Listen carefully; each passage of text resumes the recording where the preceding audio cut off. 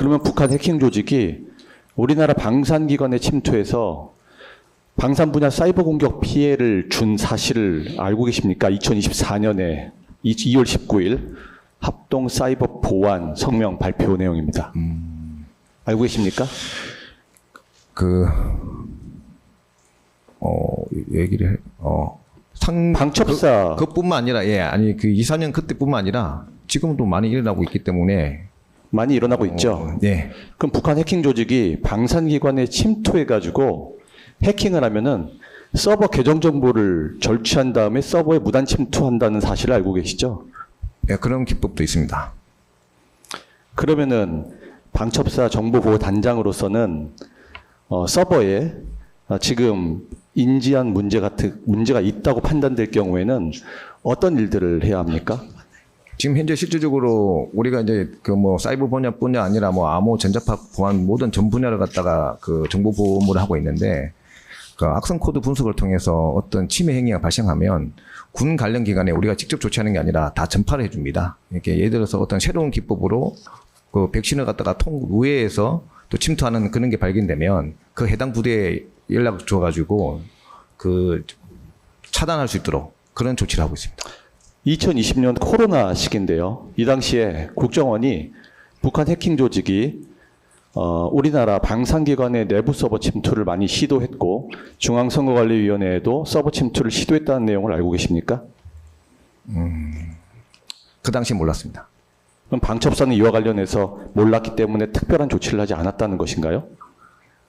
그렇지는 않고 만약에 국정원이 이제 통상 이제 사이버 전체 통제하는 기관인데 만약에 어떤 국가 차원에서의 필요하게 되면 국가 사이버 수사단, 하여튼 용어가 정확히 생각나지 않는데 우리 부대원들도 일부 포함되어 있습니다. 그러면 같이 요청해서 우리 부대원들도 포함돼서 조사를 하거나 그 조치를 하는 경우는 있어도 우리가 어떤 단독적으로 어떤 군 기관 외에 타 기관에 그 요청 없이 어떤 지원하지는 않습니다.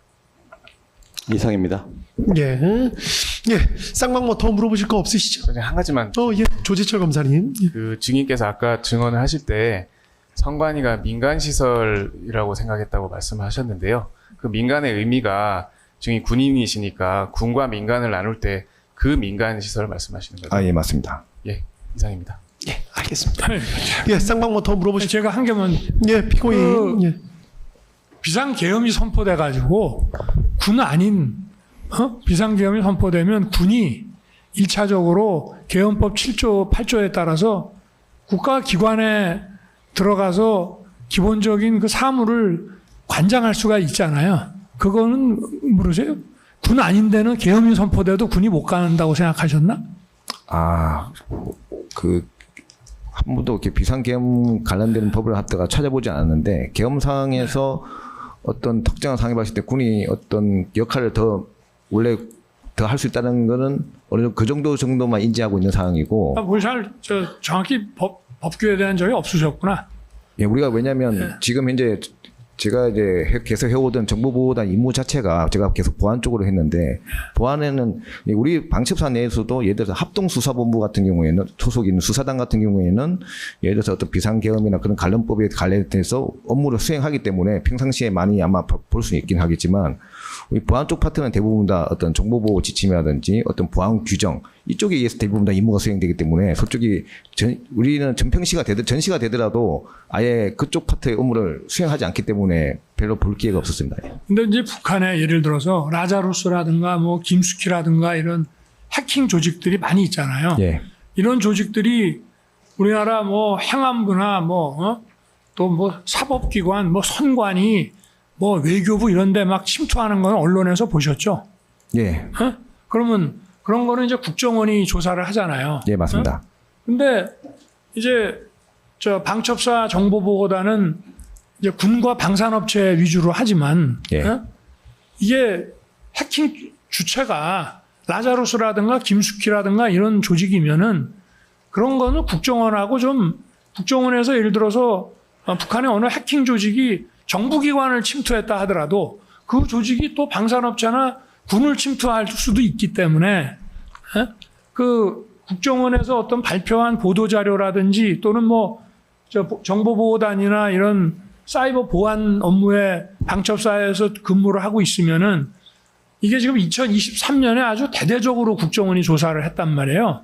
1년 계엄 선포 1년 전에. 예. 그러면 거기에 대해서는 좀 기초적인 뭔가를 알고 있고 이게 계엄이 선포돼서 저 방첩사의 이런 사이버 담당자들이 선관위에 가라 그러면은 그런 거하고 연관이 있겠구나 하는 생각을 전혀 안 하셨어요?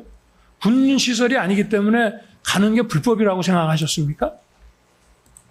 일단 기본적으로 임무에 하다는 과정에서 임무가 정확하게 명확하지 않았고 네.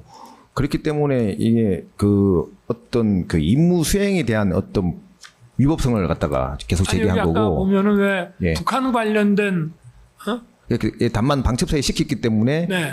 그럴 것이라고 그냥 그것도 그 자리에서 어느 누구도 그렇게 얘기한 적은 없는데 네. 제 생각을 그때 조사받을 때 묻길래 그러면 뭐 어떤 북한하고 관련된 뭐가 있나 보다 이렇게 좀 판단했다고 그 진술한 거였습니다. 선관위 전산 시스템에 어떤 보안 문제가 국정원에 의해서 1년 전에 밝혀졌는데 이것이 국정원의 지적대로 제대로 보안 문제가 해결이 됐는지 그런 거 한번 가서 들여다보라고 하는 거 아니냐 그런 생각 못 하셨나요? 그 당시에? 평상시에도 예를 들어 정부 부처나 일반 이제 그 외부 정부 부처에서 만약에 어떤 대규모 해킹 사고가 발생하면 국정원에서 조정 통제한테 우리한테 요청을 합니다. 그러면 우리 부대 인원 중에서도 국사단에 속해 있는 인원이 있기 때문에 그 인원들이 이제 지원 가가지고 같이 하는 경우는 있어도 이렇게 우리 방첩사에 단독적으로 임무를 주는 경우는 이렇게 계엄이니까 예. 그렇죠. 아니 이게 대규모 해킹 사건이 예를 들면 신한은행 해킹 사건이라도 청와대 사이버 안보 비서관이 주재를 해가지고 국정원, 방첩사, 검찰, 경찰 뭐 관계기관이 전부 모여가지고 그것이 민간이든 군이든 방산업체든 상관없이 대규모 어떤 해킹 사건이 나면은 전부 관계기관들이 모여서 회의도 하고 대책도 만들고 하지 않습니까? 예, 그런 경우는 있습니다. 이상입니다. 예, 쌍방모 더 물어보실 거 있어요? 예, 베이철 변호사입니다. 예, 그럼 마지막으로 한 가지 네네네. 물어보시고 이제 끝낼까요? 예. 예. 아까 그 2024년에 국정원 발표 내용을 모르고 계신다고 하셨는데요. 북한 해치킹 조직은 코로나로 원격 유지 보수가 허용된 상황을 틈타서 내부 서버 침투를 지속적으로 시도를 했습니다. 근데 이 내용을 모르고 계셨다는 거죠. 국가정보원 발표고 이 분야는 북한의 방산 분야 사이버 공격에 대한 피해가 계속 발생하고 있는 상황이었고 이를 예방하기 위해서 2024년 2월에 합동 사이버 보안 성명까지 발표한 사안이거든요. 근데 이걸 모르셨다는 거죠. 지금 그런 발표하고 그런 어떤 그런 내용을 몰랐다는 거지. 아까 그런 어떤 기법이나 그 내용은 우리 쪽에서도 다 먼저 분석한 것도 많기 때문에 그런 어떤 이제 그 관리하는 업체에서 보안을 관리하는 업체에 대한 취약점을 공격한 것과 그리고 백신의 우회에서 들어오는 공격 이런 것들은 우리는 이제 그런 어떤 그 건수대로 저한테 보고가 들어오기 때문에 이제 그런 어떤 성명과 발표를 몰랐다는 것이지 그런 대규모 방산업체 그러면 방산협력업체의 어떤 해킹 행위가 그거 자행되어 있다는 것은 다 인지하고 있었습니다. 2013년의 일인데요. 당시 국정원이 북한의 해킹 공격이 서버에 가해진 사실을 파악했을 마다 선관위에 통보를 했습니다. 그런데 선관위가 어떤 조치를 취했는지를 회신하지 않아서 해킹 침투 정도와 보안 조치 내용을 확인할 수 없었어요. 이 발표 내용입니다. 혹시 이 사실을 알고 계십니까? 몰랐습니다. 이상입니다. 예, 여기까지 진행하도록 하겠습니다. 예, 증인 차분하게 답변 잘해 주셔가지고 한마디만. 예, 마지막으로 뭐 하고 싶은 말씀 있어요? 예.